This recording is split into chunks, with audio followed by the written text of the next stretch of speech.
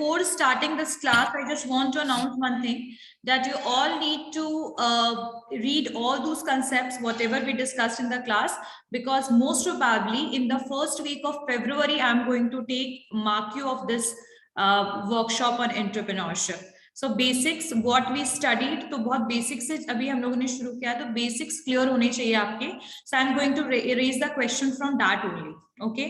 And in the last class, what we discussed about the difference between the entrepreneurs, managers, entrepreneurs, right? So we discussed all these topics. So in today's class, we are going to understand about what is the meaning of business plan and why it is one of the important step which is taken by the startups. यानी startup जो है वो business plan क्यों बनाते हैं? So before starting this topic, I just want to ask from everyone that even we just need to give the examination. अगर हमें कोई examination भी देना होता है, तो we are making plan for studies, right? तो date of the examination is already fixed. Exam का डेट तो फिक्स्ड है, लेकिन हमें पढ़ना कैसे है, that is all up to us, right? अगर 10 दिन के बाद भी एग्जामिनेशन है तो इस 10 डेज का क्या शेड्यूल होगा, we are making the plan. So why the plan is required? Because we want to complete the whole syllabus. जो भी एग्जामिनेशन में आने वाला होता है वो प्रॉपरली कंप्लीट हो जाए, रिवीजन हो जाए, कोई भी पॉइंट छूटे ना. सही बात है या नहीं? इन सारी चीजों के लिए हम प्लानिंग करते हैं.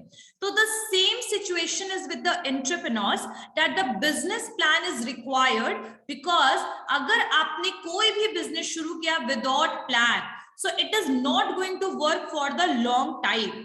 कोई भी बिजनेस को स्टार्ट करने का सबका ऑब्जेक्टिव होता है. क्या होता है? ऑब्जेक्टिव होता है कि हमें फाइनली क्या एक्वायर करना है, हमें फाइनली क्या अचीव करना है, हमारा क्या गोल होगा. जैसे एग्जामिनेशन में हमारा पढ़ने का गोल होता है अच्छे मार्क्स से पास होना. सही बात है कि नहीं? अच्छे मार्क्स से पास होना is our goal, and some students are not thinking about the passing marks, but they are thinking about the top. ठीक है, कि टॉप हो जाऊं मैं, एग्जामिनेशन में इतना बढ़िया नंबर आए, टॉपर बनो. तो वही सेम ऑब्जेक्टिव आपके बिजनेस में भी होता है कि लॉन्ग टर्म ऑब्जेक्टिव हर एक बिजनेस का. मैंने बताया था बेसिक्स तो 3 चीज होता ही होता है. बेसिक क्या होता है? आपका ग्रोथ, सर्वाइवल और एक्सपेंशन. ठीक है, प्रॉफिट, सॉरी. तो ये तीनों चीज तो आपके बेसिक्स होते ही हैं. तो बिजनेस प्लान जो है, बिजनेस प्लान इसीलिए जरूरी है क्योंकि हमें बिजनेस में क्या क्या चीजों की रिक्वायरमेंट है, हमें किस किस कहाँ से फंड की रिक्वायरमेंट है, कितने एम्प्लॉइज की रिक्वायरमेंट है, ये सारे क्वेश्चन आपके प्लान पे डिपेंड होता है. अगर एग्जांपल में, अगर आप लोगों में से किसी ने भी कोई इंडस्ट्री स्टार्ट किया, बहुत छोटा सा इंडस्ट्री शुरू किया, तो आपका जो इंडस्ट्री है उसका प्रोडक्शन अगर बहुत लिमिटेड है तो आपको लिमिटेड नंबर ऑफ लेबर्स की रिक्वायरमेंट होती है. सही बात है ना? तो यहाँ पर बहुत सारे क्वेश्चन का जो आंसर है you will get after making the proper business plan. अब यहाँ पर प्लानिंग का मतलब क्या होता है? Where we are and where we want to go. यानी अभी हम कहाँ पर हैं और हमें कहाँ जाना है. तो it is making a pool between these two thing, कि हम अभी कहाँ हैं एंड हमें अभी जाना कहाँ पर है. ठीक है, व्हाट टू डू, क्या करना है, कब करना है, व्हेन टू डू. ठीक है, हाउ टू डू, कैसे करना है. ये सारे क्वेश्चन का आंसर हमें प्लानिंग के थ्रू मिलता है. एक साउंड प्लानिंग, ठीक है, एक अच्छा प्लान जो है आपके बिजनेस को सक्सेस करने के लिए बहुत ज्यादा जरूरी है. सो बिजनेस में हर चीज इम्प्लीमेंटेशन से तो होगा नहीं, और इम्प्लीमेंटेशन भी आपके प्लानिंग के हिसाब से होगा. जैसे गवर्नमेंट का कोई भी स्कीम आता है तो पहले वो बनता है, रेडी होता है, उसके बाद जाके उसको इम्प्लीमेंट किया जाता है.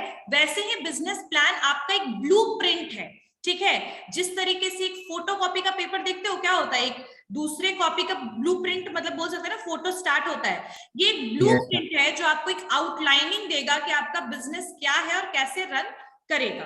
ठीक है, so let's move toward the book now. तो कंपनी जो है, कंपनी के लिए बिजनेस प्लान एक बहुत इंपॉर्टेंट डॉक्यूमेंट है. ठीक है, it is important documents. We are making the blueprints of planning. ठीक है, it is helpful for making so many decision लेने में काफी वो हेल्पफुल है. ठीक है, और ये इसका कौन ये काम करता है?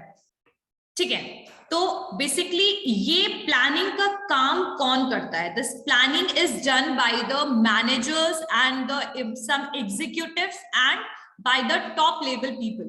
Top level जो लोग होंगे वो ये सब मिल करके they are basically making the plan. And plan is somehow it is also important for the financial thing.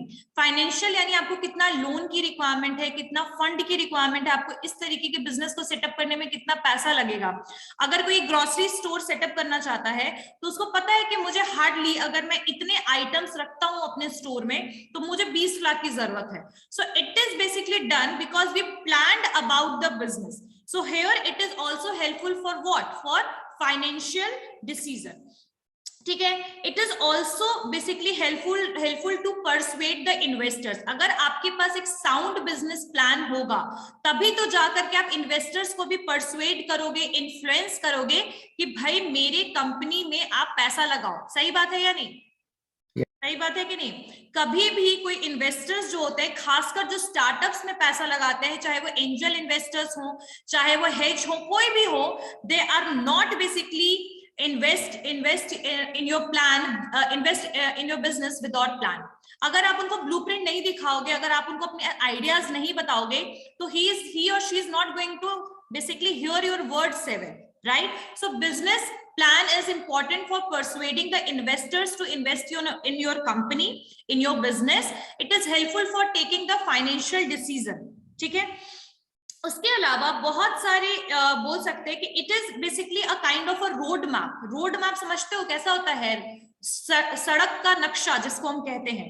सड़क का कभी नक्शा देखा होगा आप लोगों ने, रोड मैप देखा होगा तो आप लोग देखते होंगे कि कौन रास्ता कहाँ जा रहा है, कैसे जा रहा है, ये इस वाले स्टेट में जा रहा है, ये वाले स्टेट में जा रहा है. तो same thing is with the business plan. It is a road map which is for the future purpose. Always remember that planning is the futuristic approach होता है इसका. ये नहीं है कि प्लानिंग आपका तुरंत का है, बट बिजनेस में प्लान हमेशा फ्यूचरिस्टिक होता है या वो बाद में करने की चीजें होती हैं. ठीक है. जैसे एग्जांपल में आज आप लोग 3-4 फ्रेंड्स घूमने जाने का प्लान कर रहे हो तो जरूरी नहीं कि आप एट द टाइम चले जाओगे. It might be possible after 5 days, after 10 days, after 15 days. हाँ, जो फ्यूचर हो सकता है that is for the short term, यानी नेक्स्ट डे भी हो सकता है, and that is for the long term. तो ज्यादातर बिजनेस में क्या होता है? It is for the long term. तो ये फ्यूचरिस्टिक अप्रोच होता है एक तरीके से आपका प्लानिंग. और यहाँ पर हम देख सकते हैं कि प्लानिंग का और क्या इंपॉर्टेंस है. अगर मैं बोलूं तो प्लानिंग आपके रिस्क को कहीं ना कहीं मिनिमाइज कर देता है. रिस्क को मिनिमाइज कैसे कर देता है? I am not saying that it is removing the whole risk. ये सारे रिस्क को रिमूव कर देगा ये पॉसिबिलिटी नहीं है, लेकिन रिस्क को वो मिनिमाइज या कम तो कर ही देगा, ये श्योरिटी है. अगर आपने पहले से ही प्लान कर रखा है कि अगर मार्केट में मेरे प्रोडक्ट का डिमांड कम होगा तो what I need to do, what I need to, how I will, बोल सकते हैं ना कि use the dynamic approach in the business. So if you are very much flexible and you are very much knowledgeable about this, you know that these things are important. ठीक है. तो आप risk को आगे चल के जो आने वाले रिस्क हैं जो आपके बिजनेस को इफेक्ट करेगा वर्सली, कहीं ना कहीं आप बिजनेस प्लान से उसको कम कर सकते हो, मिनिमाइज कर सकते हो. ठीक है. अगर प्रॉपर प्लानिंग नहीं होगा, अगर आपको जैसे कैसे एग्जाम्पल में अगर आप यहां से जा रहे हो मान लीजिए कंकड़बाग, ठीक है, ऐसा तो खैर we have so many ways to reach there like autos, the public convenience and the Ola over there, so many things, but normally just think that if you are walking by foot and अगर आपको मान लीजिए ये तो कंकड़बाग जाना है, ये तो पता है तो हो सकता है पहुंच जाए, लेकिन कहाँ जाना है अगर नहीं पता है तो रास्ते में चलते रहोगे, कोई एंड मिलेगा क्या कभी इसका? कोई एंड होगा इसका? No ma'am. ठीक है. और अगर आप कोई नई जगह जाना चाहते हो लेकिन उस नए जगह का आपको रास्ता नहीं पता तो क्या उस नई जगह पे पहुंच सकते हो? उस केस में भी नहीं. No ma'am. Right. So basically you will be confused. हम लोग क्या हो जाएंगे? हम सब लोग कंफ्यूज हो जाएंगे वैसे जगह पे जाने में. तो same situation is with the business plan. If the business plan is not as such better or it is not sound, it is not going to help you in the business success, to make business successful, but it is basically reason for the business failure. यानी business failure का ये सबसे बड़ा reason होगा कि आपका business plan सही नहीं था. ठीक है, कई लोग business plan में कुछ ऐसे objective set कर लेते हैं जो unrealistic होता है.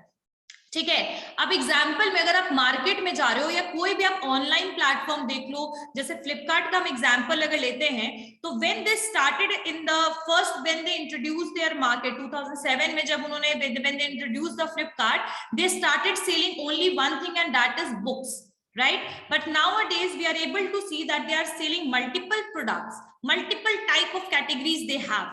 But in the starting, they started with what? They started with selling books only, because they knows कि if what is required at that time, तो book का कोई online market था ही नहीं, तो उन्होंने उस हिसाब से plan बनाया और अपने basically business plan को implement कर दिया. लेकिन अगर आप सोचो कि आपने अभी ही कुछ अनरियलिस्टिक बना लिया कि एक ही साल में I want the whole Indian to use my product within a 1 year, is it possible? No. So always try to make the realistic objective and try to achieve it gradually. If you will try to take it at once, एक ही बार में उसको आप grab करना चाहोगे, it is not going to work. ठीक है, next one is always remember that in planning everything is very much clear. यानी कि आपका जो clarification होना चाहिए, plan confuse नहीं होना चाहिए. आगे थोड़े दूर बढ़े और फिर plan जो है वो आपको confuse कर दे, ऐसा situation नहीं होना चाहिए आपके साथ. आपका जो business plan होना चाहिए वो बिल्कुल clarified, clear और बिल्कुल बोल सकते हैं realistic होना चाहिए. अब इंपॉर्टेंस क्या है बिजनेस प्लान का? If you all want to write about it, just write, लिखिए. This class our success story is on OYO. ठीक है, so after completing this topic will discuss about it, right? चलिए, so what are the importance of business plan? Business plan का क्या importance है? तो first one is that it will help you for obtaining the funds for sales forecasting. Sales forecasting, कितना product हमारा cell हो सकता है.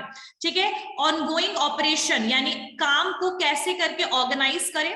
प्लानिंग के बाद ही ऑर्गेनाइजिंग और बाकी का मैनेजमेंट फंक्शन हो सकता है. पढ़ा होगा आप लोगों ने पीपीएम में, आई गेस. तो वो प्लानिंग जो है वो बाकी के मैनेजमेंट फंक्शन के लिए हेल्पफुल है. ठीक है, ऑनगोइंग ऑपरेशन के लिए हेल्पफुल है. Planning is helpful for the expansion. आप प्लानिंग के हिसाब प्लानिंग करोगे कि अगर मुझे इतने करोड़ का फायदा इतने सालों में होगा तो आई विल एक्सपैंड, राइट?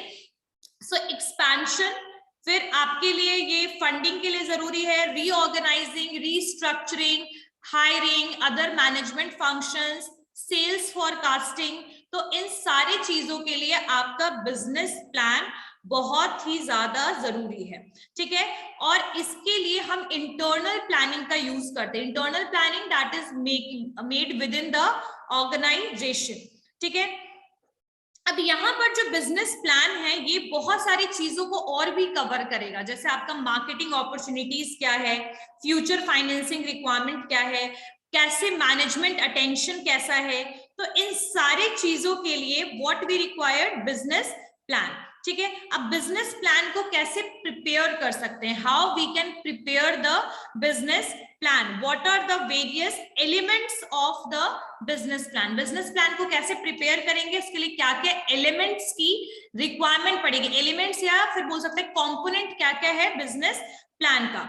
ठीक है, तो जो आपका प्रिपेयर होगा बिजनेस प्लान, वो एक तरीके से यहाँ पर आप हर एक फंक्शनल एरिया जो कंपनी का है, ठीक है, यहाँ पर एक इंटरैक्टिव वन होगा ये, और ये इन्वॉल्व करेगा हर एक फंक्शनल एरियाज ऑफ कंपनी, हर एक फंक्शनल डिपार्टमेंट, और जो भी है कुछ ऑपरेशंस में जो लोग हैं, कोई ह्यूमन रिसोर्स में, तो it is basically going to use all the functional areas. ठीक है, successful business plan basically result किस तरीके से सक्सेसफुल बिजनेस प्लान बन सकता है? By the team effort. मतलब जब आपके पास कुछ लोग हैं तो टीम एफर्ट से you are able to make the business plan. ठीक है, एंड वेयर एवर जहां पर भी आपको लगे कि you required the input of the employees as well, तो आप उन एम्प्लॉइज को भी अपने इस बिजनेस प्लान में जरूर शामिल करें. ठीक है, उसके बाद यहाँ पर आप कुछ एलिमेंट्स जो हैं उनके बारे में देखते हैं। सबसे पहला एग्जीक्यूटिव समरी, लिखते जाओ इसको। First one is executive summary, executive summary. Second one is description of business, क्या क्या एलिमेंट्स हैं आपके बिजनेस प्लान का। First one is executive summary, second one is description of business, third one is description of product and services. ठीक है, description of product and services, executive summary, description of business, description of product and और services, description of, हाँ बोलो कौशल। Product service है ना ma'am? हाँ, product and या फिर स्लैश देंगे और सर्विसेज। ठीक है, यस मैम, हो गया। प्रोडक्ट हो मतलब प्रोडक्ट या सर्विस, प्रोडक्ट और सर्विस दोनों इसका मतलब हुआ। डिस्क्रिप्शन ऑफ प्रोडक्ट एंड और सर्विस। और नेक्स्ट में आएगा आपका, next one is different aspects of business plan, different aspects of business plan. तो इसमें बहुत सारा आपका डिपार्टमेंट आ जाएगा सारा, तो ये हम लोग बाद में कर लेंगे, पहले इसको देख लेते हैं। ठीक है, चलिए एलिमेंट्स ऑफ बिजनेस प्लान की अगर मैं बात करूं तो पहला है एग्जीक्यूटिव समरी। ये 2 या 5 पेज का कोई समरी होता है पूरे बिजनेस प्लान का। एक समरी कैसे देखते हो ना बुक में, एक छोटा सा आगे में चैप्टर के कंप्लीट होने के बैक साइड में एक समरी लिखा होता है, देखा है तुम लोगों ने? बुक में होता है मैम, छोटा सा मैम, छोटा सा ब्रीफिंग होता है बेसिकली बिजनेस के बारे में। और कई बार आप लोग देखते होंगे कि कुछ एग्जीक्यूटिव समरी जो होता है ये आपके चैप्टर्स के बैक साइड होते हैं, that is the chapter summary. But executive summary जो आपके सबसे फ्रंट पेज में होता है आपके बुक में, जो पूरे बुक के बारे में डिस्क्रिप्शन देता है कि इस बुक में आपको क्या क्या नॉलेज मिलेगा, है ना। सो यहाँ पर आपका जो एग्जीक्यूटिव समरी है वो 2 से लेके 5 पेज तक का समरी होगा, पूरा का पूरा इंटायर प्लान होगा इसमें। और ये इंपॉर्टेंट पार्ट है प्लान का, in that design to capture the readers attention and create a interest in the company. तो बेसिकली ये एग्जीक्यूटिव जो समरी होगा ना, यही समरी को हम इन्वेस्टर्स के पास लेके जाते हैं, क्योंकि वी ऑल नोज, हम सब जानते हैं कि जो आपका ओवरऑल पूरा बिजनेस का 100% पूरा का पूरा इंफॉर्मेशन जो होगा वो कोई भी पर्सन नहीं पढ़ पाएगा। तो हम एक शॉर्टकट में ब्रीफिंग कर लेते हैं अपने पूरे बिजनेस आइडिया को, और उसको एक एग्जीक्यूटिव समरी हम कहते हैं। और इससे क्या होता है कि ये रीडर के अटेंशन को ग्रैब करता है। रीडर के अटेंशन को ग्रैब करना मतलब जो रीडर पढ़ रहा होगा उसको अच्छा इंटरेस्टिंग लगेगा आपके बिजनेस प्लान को पढ़ना। अब इसमें क्या क्या चीजें होती है, इस एग्जीक्यूटिव जो समरी है इसमें क्या क्या चीजें होंगी। तो इसमें आपकी होंगी चीजें जैसे कि इसमें आपकी कंपनी का मिशन स्टेटमेंट होगा। ओके, सो यहाँ पर एग्जीक्यूटिव समरी कैसा होगा पता लग गया। What are the elements of business plan में, it is executive summary. Summary में क्या होगा, आपका ब्रीफ होगा आपकी कंपनी के बारे में, 2 से 5 पेज के अंदर सारी इंफॉर्मेशन, लगभग मोटे मोटे इंफॉर्मेशन जिसको हम कहते हैं अपनी हिंदी लैंग्वेज में, जो इंपॉर्टेंट इंफॉर्मेशन आपकी कंपनी के बारे में सब कुछ होगा। और ये बेसिकली इन्वेस्टर्स के लिए बहुत यूजफुल है। जैसे जो इन्वेस्टर्स के पास आप जाते हो पैसा के लिए, डिमांड के लिए, फंड के लिए आप जाते हो, तो ऐसे सिचुएशन में आप उनको अपना इंफॉर्मेशन जब कंपनी का दोगे तो आपको लगता है वो 500 पेज पढ़ेंगे। रोल नंबर 13 444, कैमरा ऑन करो। हाँ, ओके, समझ में आई बात यहां तक? आपको लगता है कि वो 500 pages they are going to read about your company? No ma'am, no ma'am. So basically this is in a very brief manner. 40 आपके हार्डली ये कितना होगा, बस 3 से 5 पेज। इसमें क्या क्या इंफॉर्मेशन होगा, पहला कंपनी का आपको ऑब्जेक्टिव होगा, मिशन होगा, मिशन स्टेटमेंट होगा, फिर आपका कॉम्पिटिटिव एडवांटेज के ऊपर चीजें होंगी, प्रॉफिट प्रोजेक्शन के ऊपर होगा, फाइनेंशियल रिक्वायरमेंट के ऊपर होगा कि आपको इन सब चीजों के लिए कितने फाइनेंस की रिक्वायरमेंट है, और प्लान होगा कि रिपे करना आपके बोल सकते हैं लेंडर्स और इन्वेस्टर्स को, किस तरीके से आप पैसा उनको रिपे करोगे। जैसे कई बार उसमें इंफॉर्मेशन होता है कि if you will invest in my business then 5% share I am going to give you. So this is a way of repaying the fund. Either you can give the shares, company के shares दे दोगे आप, या तो उनको एक बार में loan repayment करोगे, जैसे 5 लाख दिया है तो you will return them with interest. So how you are going to repay the loan to the lenders or investors, that is also written in that executive summary. और अमाउंट की कितनी जरूरत है आपको, मतलब कितने पैसे की जरूरत है, वो भी उसमें रिक्वेस्टेड फॉर्म में लिखा होगा कि भाई जो है मुझे 10 लाख रुपए की जरूरत है, please provide me, and for that I will return it with in this year, and this मतलब these years are required, 4 years 5 years required, I will give you shares or I will basically give you the amount with the interest. So whatever is there related with the companies fund कितना चाहिए वो सब कुछ आप उसमें लिखोगे, लेकिन company किस तरीके से काम करेगी, how the company will work, what are the basically mission of the company, how what kind of technological things you are going to use. You are also going to write about the differentiation about your company and the other company. बाकी company से आपकी company कैसे अलग है वो भी आप उसमें मेंशन करोगे, ताकि इन्वेस्टर्स जो है वो इन्फ्लुएंस हो जाए आपके एग्जीक्यूटिव समरी से और आपकी कंपनी में पैसा इन्वेस्ट करें. So executive summary is one of the element of the business plan which is required to get the fund from the investors. Clear हो गया सबको? Yes, ma'am. सबको क्लियर हो गया everyone? Yes, ma'am. Yes, ma'am. next one is description of business. description of business. अब executive summary में तो मैंने बोला था कि इंपॉर्टेंट चीजें बस लिखी होंगी, इंफॉर्मेशन उतना ही होगा जितना का काम एक इन्वेस्टर को होता है. जैसे इन्वेस्टर कोई भी अगर आपके कंपनी में पैसा लगाता है, जो खासकर जो एंजल इन्वेस्टर्स होते हैं, ठीक है, उनका मेन रीजन होता है कि वो आपकी कंपनी का साउंडनेस को चेक कर लेते हैं, क्योंकि वो बहुत एक्सपीरियंस पर्सन होते हैं. ठीक है, तो यहाँ पर देखिएगा कि जो एग्जीक्यूटिव समरी में सिर्फ उतनी चीजें होंगी जितने में आपका जो इन्वेस्टर है वो अट्रैक्ट होकर आपकी कंपनी से इन्फ्लुएंस होकर आपको पैसा दे.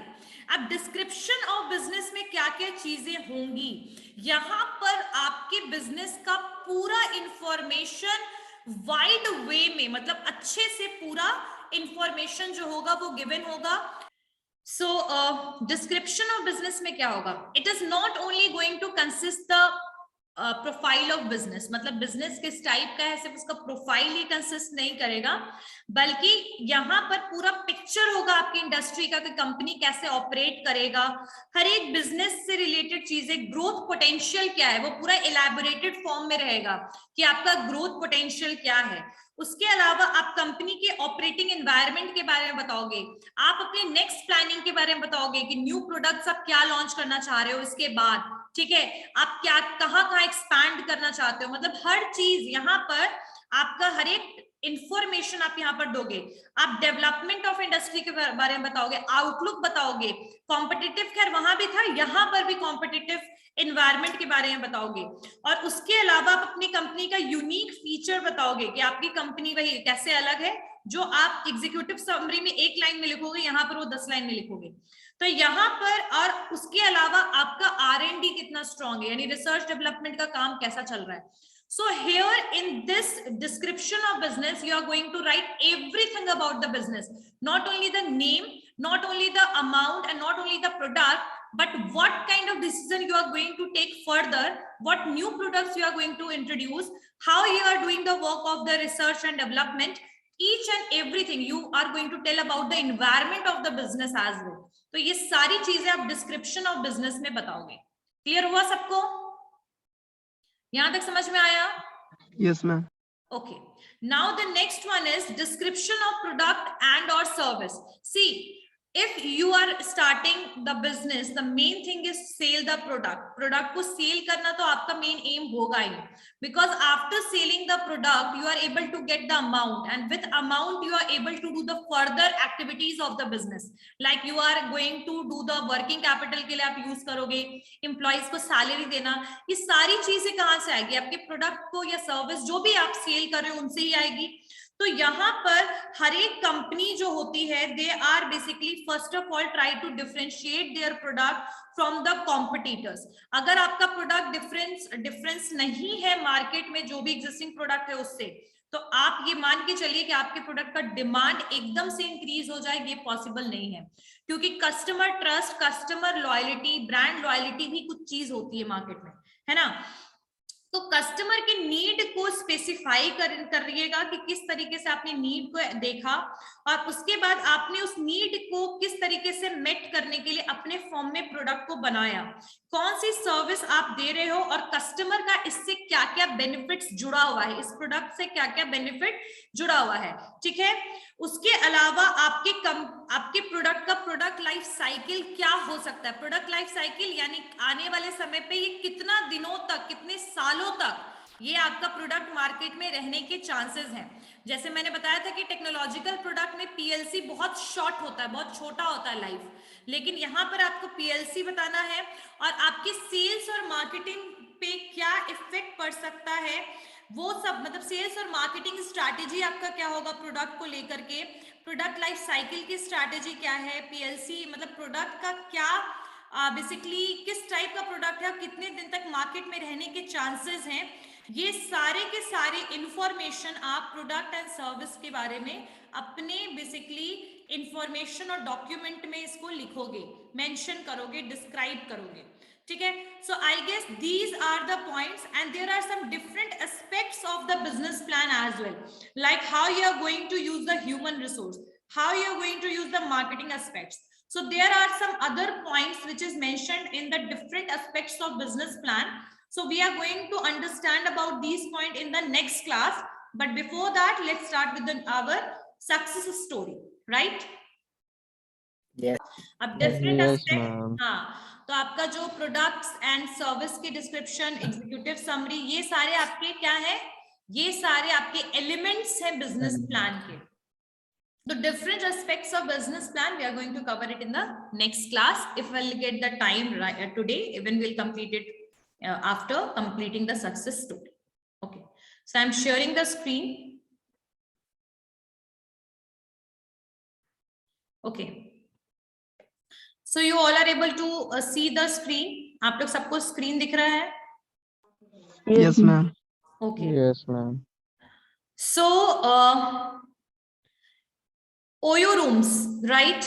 So abhi nowadays we are able to see, the earlier we are able to see there are so many organized hospitality sector was, मतलब आप देखते थे कि बहुत बड़े बड़े होटल्स होते थे, जैसे Oberoi hotels, right, in Patna there are Maurya hotel, Patliputra hotels, there are multiple hotels like that, but somehow it is very much unaffordable for the people, मतलब बहुत ज्यादा unaffordable होता था लोगों के लिए उसमें stay करना, because it is very much expensive.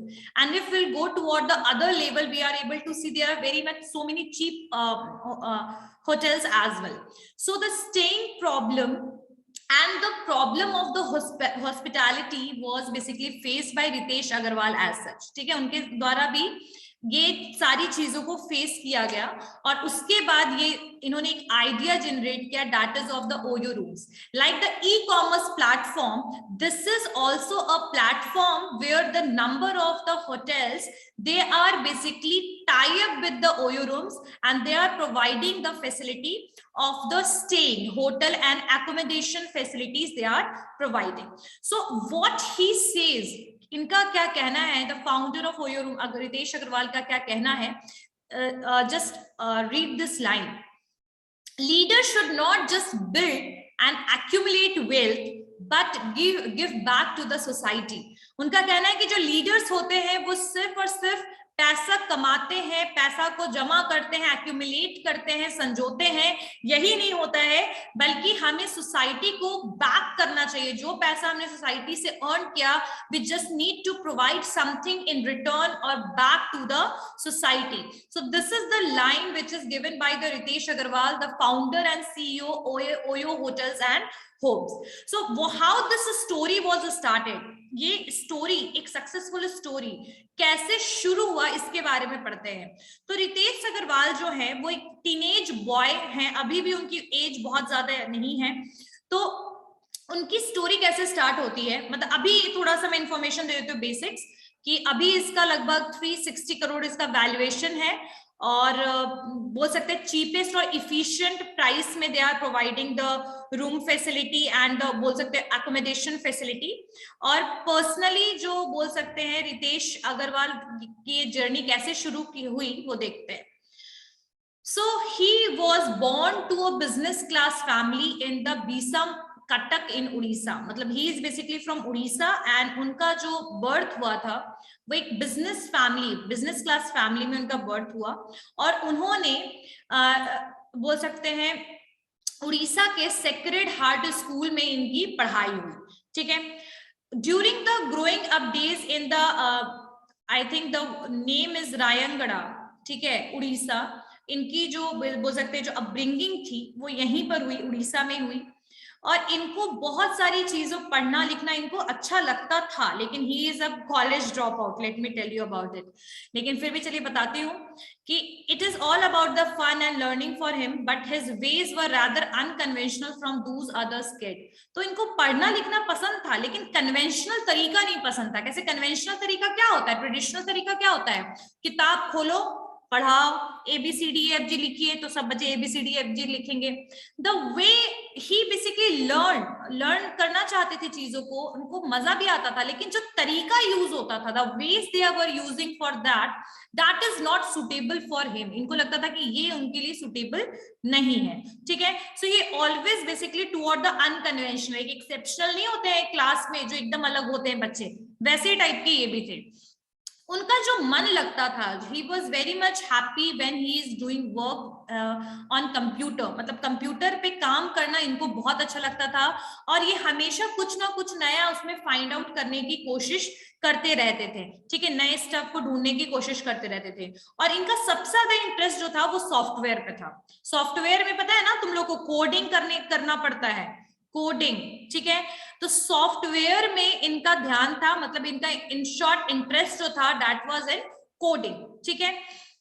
उसके बाद क्या हुआ, he started with the idea, और ये हमेशा कुछ ना कुछ नया सीखने का इनको मतलब बोल सकते हैं it was a kind of hunger, ठीक है, हमेशा कुछ नया सीखने की लालसा इनमें हमेशा से थी, ठीक है। अब इन्होंने टू क्वेंच हिज थर्स्ट, मतलब ये कोडिंग सीखने की जो इनकी लालसा थी, इसके लिए इन्होंने क्या किया, he borrowed his eldest brother's book for programming. Some of the basic language like BASIC, Pascal were taught in the school itself, and the rest he managed to learn from the Google Baba.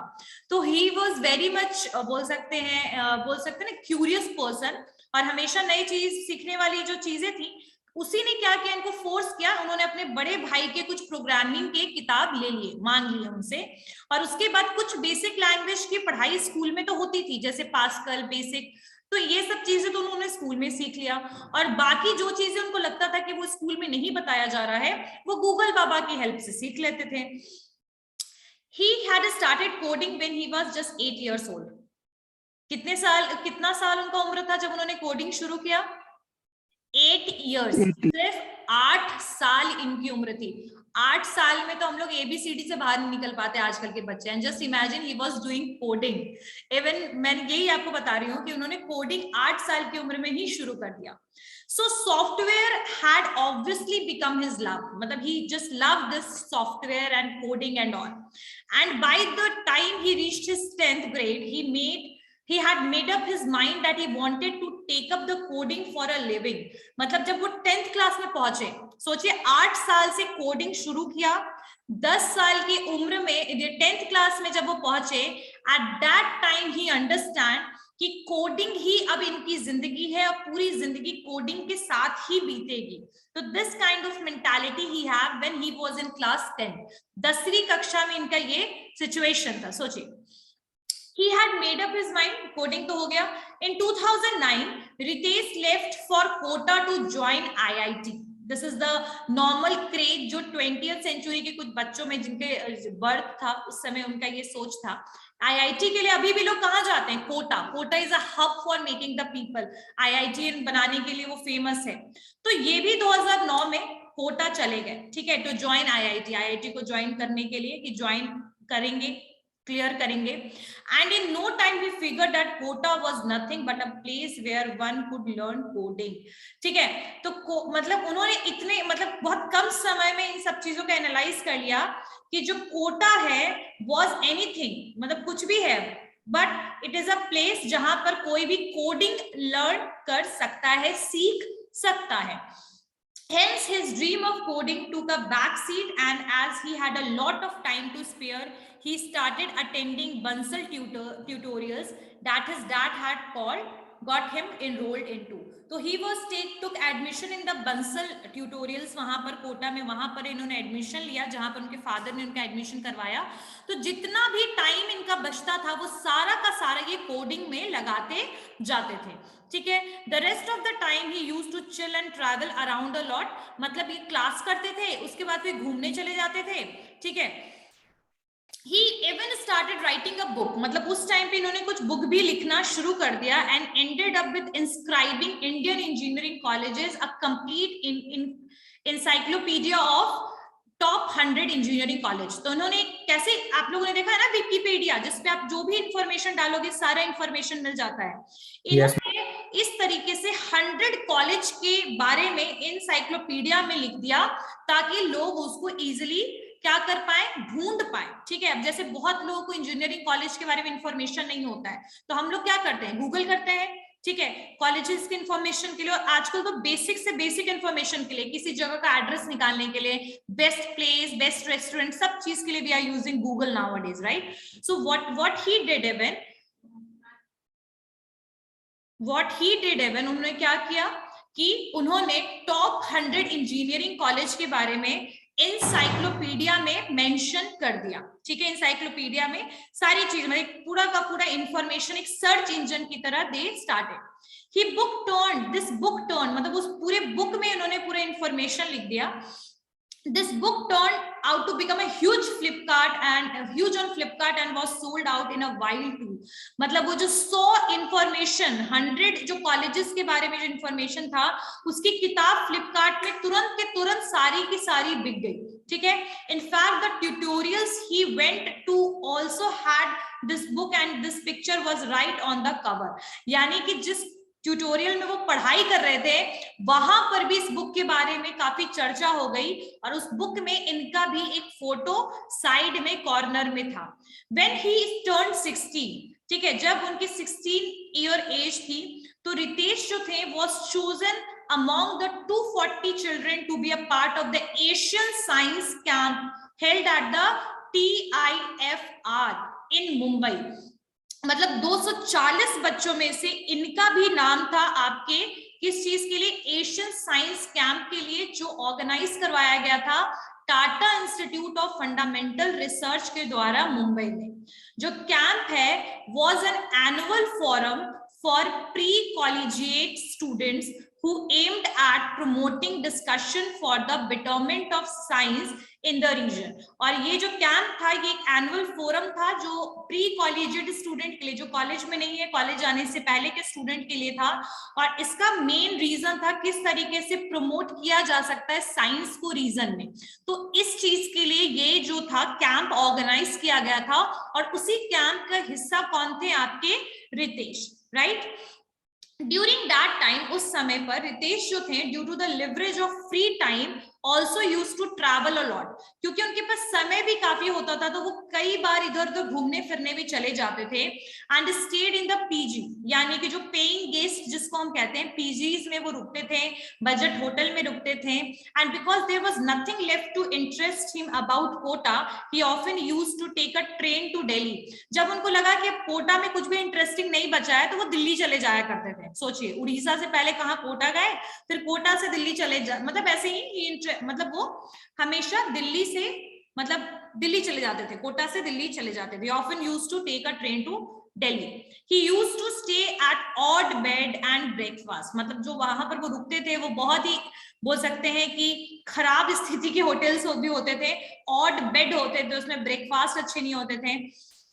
and place a odd bed and the breakfast places and attend event and conferences. मतलब और वहां पर जाके वो events और conferences attend करते थे किस चीज के बारे में, एंटरप्रेन्योर्स के बारे में, जो भी कॉन्फ्रेंसेस होते हैं ना एंटरप्रेन्योर्स डेवलपमेंट के लिए, और ये बहुत सारे एंटरप्रेन्योर से मिलते भी थे वहां पर, नए नए एंटरप्रेन्योर्स स्टार्टअप्स वाले जो होते थे उनसे ये मिलते भी थे.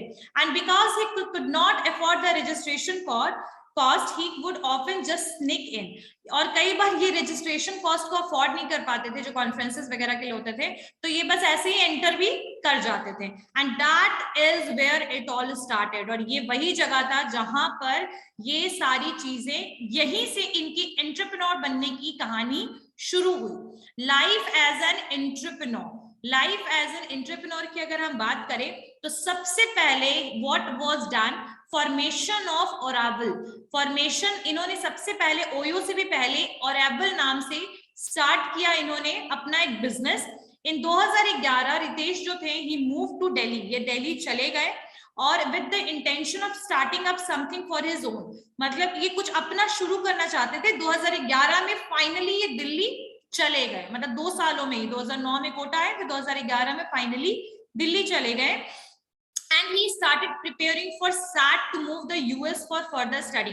So SAT is a kind of eligibility examination for the US में जाने के लिए, पढ़ने के लिए, मतलब कुछ इस US में पढ़ाई करने के लिए एग्जामिनेशन देना पड़ता है, तो that is a SAT. तो ये SAT की प्रिपरेशन करना शुरू कर दिया इन्होंने कि ये, ताकि ये US में मूव कर जाए. Now money back then was not a problem for him because he had a saving from Kota and pocket money was good. और उस समय तक इनको पैसे की कोई खासा दिक्कत नहीं थी. क्यों दिक्कत नहीं थी? क्योंकि इनके पास अच्छे खासे सेविंग्स पड़े थे और कोटा में इन्होंने अच्छे खासे पैसे बचाए भी थे और इनकी पॉकेट मनी अच्छी थी. लगभग 15,000 रुपए इनको पैसे मिलते थे. बट फॉर्चुनेटली और अनफॉर्चुनेटली सैट नेवर हैपेंड. लेकिन सैट की इतनी प्रिपरेशन करने के बाद भी सैट का एग्जामिनेशन इनका क्लियर नहीं हुआ. ठीक है. अब hence he used to do nothing but meet and read about entrepreneurs. अब इनके पास सैट का जब एग्जाम्स नहीं हुआ क्लियर, तब फाइनली इन्होंने वापस से अपना ट्रैक पकड़ लिया कि एंटरप्रेन्योर्स के बारे में, स्टार्टअप्स के बारे में, बिजनेसेस के बारे में, ये सब के बारे में उन्होंने पढ़ना शुरू कर दिया. अब यहाँ पर एक और भी इंफॉर्मेशन है that Ritesh had joined the University of London's Indian campus, but just after 3 days of joining, he could not control his craving to kickstart his venture, so he took a day's leave to work on the project and finally never went back. तो यहाँ पर एक और information आया है ऐसे इनके बारे में कि इन्होंने पहले, मतलब बीच में कभी इन्होंने लिया था एडमिशन यूनिवर्सिटी ऑफ लंदन में, इंडियन कैंपस में, university of London Indian campus में इन्होंने एडमिशन लिया. लेकिन कुछ ही दिन के ज्वाइन करने के बाद, 3 दिन के ज्वाइन करने के बाद समझ में आ गया खुद का कुछ शुरू करना है. वो क्रेविंग इतनी ज्यादा थी कि 1 दिन का छुट्टी लिया, 3 दिन में 1 दिन का छुट्टी लिया, गए और फिर वापस आए ही नहीं. ठीक है, ज्वाइन ही नहीं किया उस कॉलेज को, मतलब उस कॉलेज को फाइनली छोड़ दिया. Now Ritesh during his days had seen and always felt that budget hotel in India didn't even meet the very basic needs of the budget travelers. मतलब जो बहुत ही ज्यादा जो बजट होटल्स है, बजट होटल्स जो हर एक कोई अफोर्ड कर सकता है, वो अगर होटल मिल भी जाते हैं तो उसमें खाने का कोई बेसिक फैसिलिटी प्रॉपर नहीं है. तो hence capitalising on this opportunity, इस चीज को समझते हुए इन्होंने अपना वेंचर, पहला वेंचर 2012 में ओराबल स्टेज नाम से शुरू किया. ठीक है. And it was an aggregator of bed and breakfast stay across India. ठीक है. In simpler term, we can say it was meant to destination for short and mid-term rentals for bed and breakfast joint. एक तरीके से ये वही accommodation की तरह था जिसमें इन्होंने प्राइवेट रूम्स और बेड्स और ब्रेकफास्ट वगैरह ये प्रोवाइड करते थे. ठीक है. और इसके लिए in the matter of no time he also secured funding of 30 lakh from the venture nursery.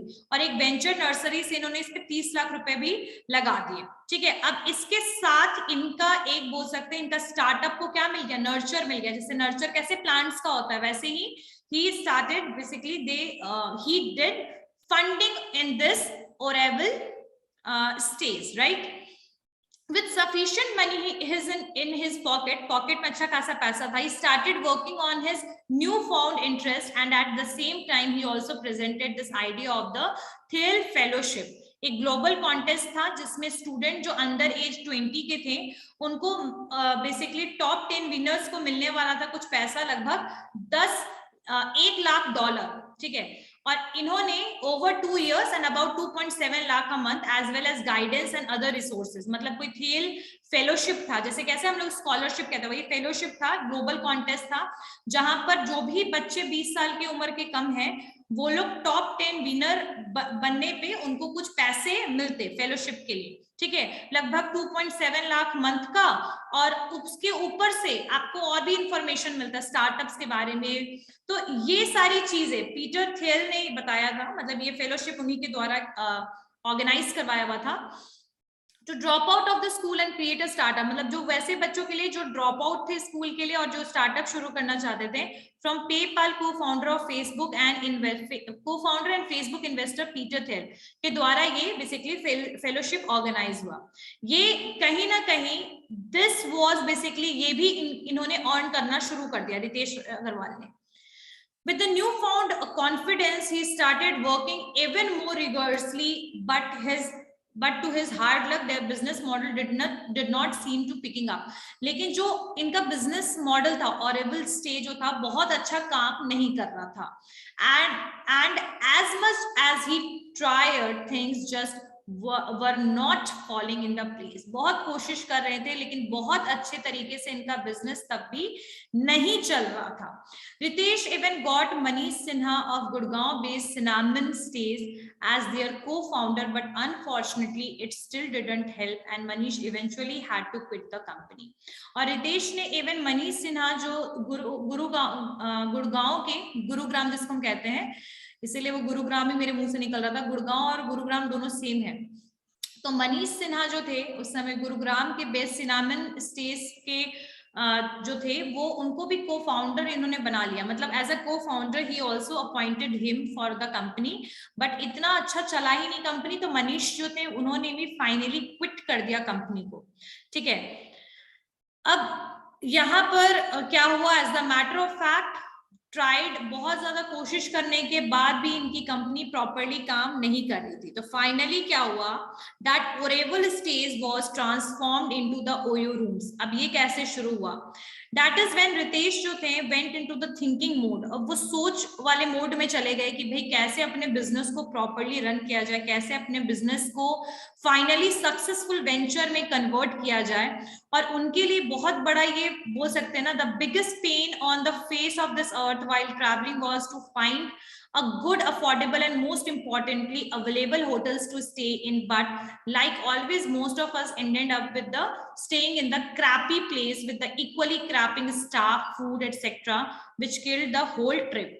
तो यहाँ पर सिचुएशन क्या हुआ, आपके जो रितेश थे उनको ये चीज लग रहा था कि जो सबसे बड़ा पेन है इस अर्थ का कि कोई ट्रैवल कर रहा है, the person is travelling and he और she is not able to find the good place, बहुत अच्छा प्लेस उनको नहीं मिल पा रहा है, एंड अफोर्डेबल नहीं है, अगर है भी तो अफोर्डेबल, मतलब अफोर्डेबल नहीं है, और अफोर्डेबल तो बहुत दूर की बात है, कई बार अवेलेबल नहीं है, ठीक है। तो यहाँ पर और कई बार लोग जो है they were settle down into the crappy place, मतलब बहुत ही बेकार अनहाइजीनिक प्लेस पे कई बार लोगों को रुकना पड़ता था, वैसे उनके क्रैपी स्टाफ थे, they are not very much professional, so बहुत अच्छा खाना नहीं, तो ऐसे जगह पे लोगों को फाइनली स्टे करना पड़ता है जब अवेलेबिलिटी की कमी हो और अफोर्डेबिलिटी की प्रॉब्लम हो।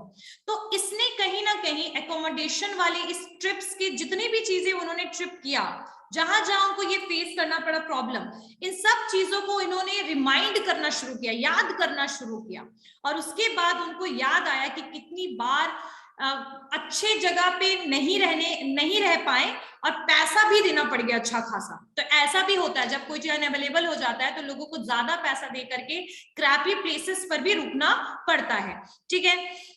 तो ये सारी चीजें उनके साथ हुई थी, तो इस सब चीजों से he was very much motivated and उन्होंने ऑनलाइन एक सोशल कम्युनिटी बनाया, ठीक है, एक प्लेटफॉर्म बनाया, और उसके बाद 2013 में उन्होंने ओरेबल को रीलॉन्च किया। तुम लोग को याद होगा कि मैंने तुम लोग को रीलॉन्च पढ़ाया है मार्केटिंग में, याद है ना सबको, रीलॉन्च, ब्रांड रीलॉन्च, याद है ना? Yes, ma'am. तो यहाँ पर भी सेम चीज हुआ, ओरेबल का नया नाम आया दैट इज ओयो रूम्स, और इन्होंने उसको रीलॉन्च किया। एंड इसका नाम का मतलब क्या था? OYO means on your own, the full form of OYO is on your own. तो यहाँ पर ओयो रूम्स जो है, it is nothing but it is a idea of the India's largest chain of the efficient young standardised rooms with intention to build the coolest chain. ठीक है, अब यहाँ पर इन्होंने बहुत ज्यादा ये चेन की तरह पूरे ऑल ओवर इंडिया में फैला हुआ है।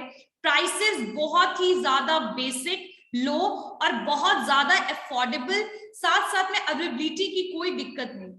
ठीक है, तो in short we can say the problem what he faced and the situation that was with the Oreval stays that motivated him to start or basically accelerate the Oreval stays with the new name that is Oyo Rooms। ठीक है, and यहाँ पर basically बोल सकते हैं कि इन्होंने बहुत सारे लोगों के साथ इनका टाई अप है, बहुत सारे होटल्स के साथ इवन इनका टाई अप है। It is a kind of platform, OYO का अपना कोई होटल ऐसा नहीं है, but it is a platform where you will get the information about the availability by using the apps, right. So इनके इसके बाद इन्होंने लगभग 2014 में अगर बात किया जाए तो कंपनी जो है इट रेज द 400 करोड़ रुपया इन्होंने रेज किया लाइट स्पीड वेंचर पार्टनर्स से और डीएसजी कंज्यूमर पार्टनर से, और इस हिसाब से इनका लगभग 14 करोड़ का वैल्यूएशन हो गया कंपनी का। अब व्हाट मोटिवेटेड रितेश, ठीक है, सो इन शॉर्ट मतलब बोल सकते हैं कि यहाँ पर by now the company was clocking gross booking of more than 1 crore per month, मतलब 1 करोड़ से भी ज्यादा की बुकिंग होना शुरू हो गया। Since then Oyo जो था rooms has gone on to the becomes the India's first driven technology driven network of standardized branded budget hotels and also widely expanded in the so many regions, बहुत सारे reason में expanded था। 350 plus इसमें hotels जो थे that is registered, मतलब उस समय अभी तो बहुत लगभग 90% ज्यादा ओयो होटल से दे आर मतलब टाई अप हो चुका है इनका। तो 350 प्लस इनके होटल्स अभी भी हैं, बहुत सारे हैं और बड़े बड़े जगह में भी हैं, सिटीज में है लगभग। ठीक है, और इसका मेन जो बेनिफिट है दैट इज कि they will tell you about the availability very soon, like कहीं पर जाने के बाद पता लगा अवेलेबिलिटी नहीं है, ये आपको ऐप के through they are going to give the information about it and the price is very low. और इनका हमेशा सेल्स प्रमोशन ये यूज करते हैं, जो डिस्काउंट हमेशा इनका रहता है। बहुत सारे इनको अवार्ड मिला which we are able to see, named one of the top 50 entrepreneurs by Tata First Dot Award 2013, finalist of the Global Student Entrepreneurship Award India. So he got so many awards from so many big organizations and one of the बोल सकते हैं कि एक successful story रहा। लेकिन यहाँ पर कुछ क्राइसिस भी हुआ, कुछ कंट्रोवर्सीज भी आया, और वो क्या क्राइसिस और कंट्रोवर्सीज था कि ओयो वो सराउंडेड बाय सम क्राइसिस और कंट्रोवर्सीज लाइक चीटिंग और फ्रॉड का इनके ऊपर बहुत सारे एलिगेशंस लगे, इल्जाम लगा। और यहाँ पर 2019 में एक बेंगलुरु जो होटल का जो बेंगलुरु होटलियर जो थे, he basically even filed a cheating case against Ritesh Agarwal and 6 others, claiming that they were not paid him his dues, यानी जो भी ड्यूज था वो पेमेंट उनको नहीं मिला है, लगभग 7 लाख रुपए था। लेकिन ओयो ने इस सारे के सारे एलिगेशन को रिजेक्ट कर दिया। Even जो hospitality company was also alleged for fraud. Hotel owners had raised a point that the company charges a franchisee fees of 20% on the room revenue, मतलब 20% ये फ्रेंचाइजी के लिए लेते हैं। तो there are so many crises and so many issues which is raised by the so many hotelier, और यहाँ पर आप देख सकते हो कि उसके अलावा इन द सेम ईयर जो एक national level shooter was found dead in an OYO hotel, एक मतलब एक पर्सन की डेथ हो गई ओयो होटल में। तो it was also some of the things which basically badly affected the brand OYO, right. अब इम्पैक्ट इनका क्या पड़ा, कोविड का इम्पैक्ट ओयो पे क्या पड़ा? तो एट द स्टार्टिंग जो ओयोप्रेन्योर्स थे, मतलब like all the businesses, OYO का जो हॉस्पिटैलिटी कंपनी था बहुत ही बुरी तरीके से कोरोना वायरस में कोविड-19 पे इस पे इफेक्ट पड़ा। और रितेश अग्रवाल ने in his address to Oyopreneurs said that the revenue and occupancy went down to the 50 to 60% in April 2020. मतलब 2020 अप्रैल में लगभग 50 से 60% इनका ऑक्यूपेंसी रिड्यूस हो गया, ठीक है। और इसके अलावा बहुत ज्यादा मतलब जो एम्प्लॉइज थे उनको भी इन्होंने रेवेन्यू जो था वेंट डाउन फॉर 75%, पैसा भी कट किया। बहुत सारी जगह पे employees had to go through a pay cut bye 25%, मतलब 25% इनका पे को कट किया गया, डिडक्ट किया गया। और उसके अलावा मतलब we are able to see that the impact was there on of COVID on this hotel business as well, accommodation we all knows about it, तो इसका impact भी ओयो पे पड़ा। But where he was started and how he is ended up, we are able to see the whole story. What we learned from this story is that how the problem, how the current situation influence you to start a better business idea, right? So that is one of the example for us. It is one of the inspirational story for us. Anyone have any doubt in this success story? समझ में आया सबको? How was it? Yes, ma'am. कैसा था? Yes, ma'am. समझ बहुत में अच्छा आया? मैम। हाँ, so अच्छा ma'am. how the story was started and how it was ended. Like he never think about the conventional study. He was very exceptional person. He was interested in coding. He started with a new business, Olivia Estate, and how he was ended up with this a successful venture or chain of Oyo rooms. So in the next class, we are going to understand the new story of entrepreneurs, and we are going to complete the topic business plan. Okay, anyone have any doubt? No, ma'am.